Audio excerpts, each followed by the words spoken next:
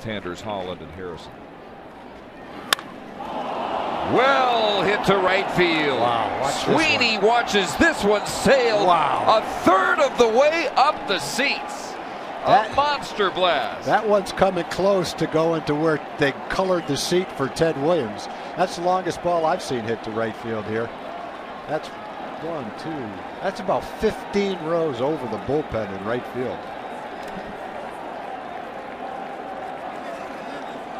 A 3-run blast, 5 RBIs tonight for Josh Hamilton, who plants his 5th home run of the year.